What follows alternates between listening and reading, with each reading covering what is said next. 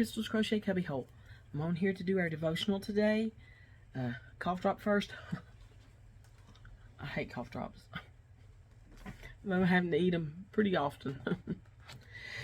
Okay, our devotional today is called Like a Dream. I wrote this in 2017.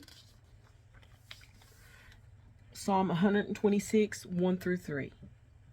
When the Lord turned again the captivity of Zion, we were like them that dream. Then was our mouth filled with laughter, and our tongue with singing. Then said they among the heathen, The Lord hath done great things for them. The Lord hath done great things for us, whereof we are glad. I'm sure you have heard the phrase, I must be dreaming. There have been many times in my life that I have experienced this feeling of something being so amazing that it doesn't seem real. It has to be a dream. The Lord works in wonderful ways. Some of the worst things that have happened in my life, the Lord has taken and gave me something so wonderful and amazing in its place. Sorry, guys. The Lord amazes me time and time again.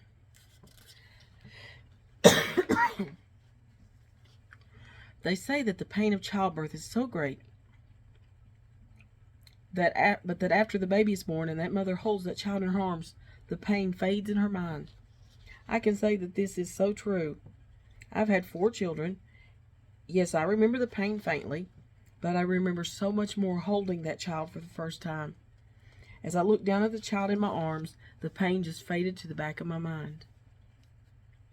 I have suffered the rejection and pain of an unfaithful spouse, but the man God brought into my life to love and care for me has been so wonderful that the memory of the betrayal and rejection is just a faint memory. I was hurt deeply in a church I was attending and felt lost and scared. But the church God has placed me in is so amazing. It is a place of such safety and truth that it is almost unbelievable. As I stand in the sanctuary and worship God, as I sit and listen to the man of God that is my shepherd, the memories of the time I felt so lost and scared fade to the back of my mind. When I wrote this, we had just recently moved after living for 13 years in one place. So, it's been 7 years now. So just recently we had to move after living for 13 years in one place. It was so scary and stressful. We didn't want to move, but had no choice. God shut doors and opened other doors. We turned from the doors God closed and walked through the doors He opened. Wow. We now live in a much better place. And the other place has faded to the back of our minds. The Lord has truly used the bad things in my life to give me wonderful blessings.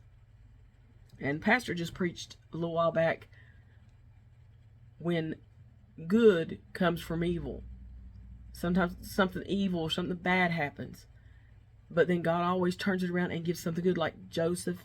And this is not part of this. I'm just kind of rambling here, guys. Joseph, when his brothers came and, near the end of the story, and they had sold him off into slavery years later, they end up over there because there's a famine in the land and they need food, and Joseph is in charge of the food. God knew what He's doing. He placed Joseph where He placed him so that he could save his family. And Joseph made the statement, what you meant for evil, God meant it for good. So that's what happens a lot of times. God will take something bad that happens in our lives and He will give us something good for it. Or something good will happen because of the bad that happened. I don't know how to explain it. It's just like God is just so amazing. Psalm 37:4. Delight thyself also in the Lord, and He shall give thee the desires of thine heart. I know and have mentioned it before. Be specific when you pray.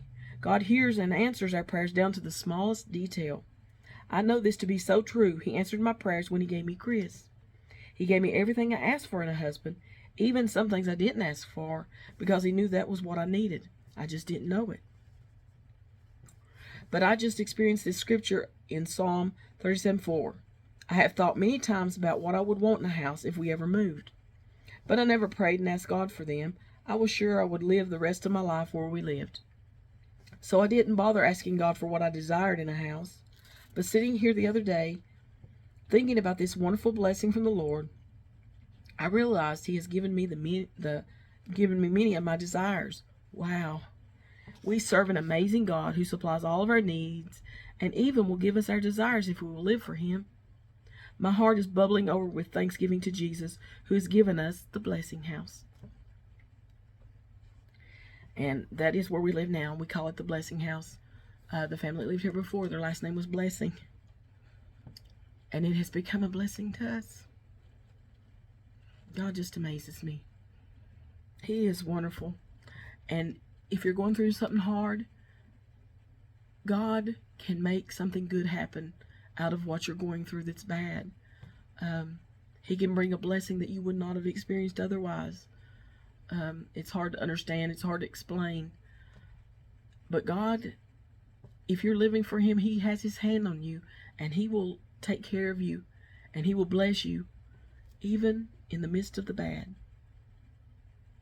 And we can't see the future, and sometimes what's happening that's bad is putting us in a position to receive a blessing that God has for us in the future that we wouldn't be able to get if we weren't moved by the bad, so to speak. Anyway, that's our devotional today. So I love you guys, and I appreciate you. And remember, God is faithful, and He will take care of us no matter what we go through. He can turn a curse into a blessing. Love you guys. I appreciate you, and we'll talk to you later in Crystal's Crochet Cubby Hole. Bye for now.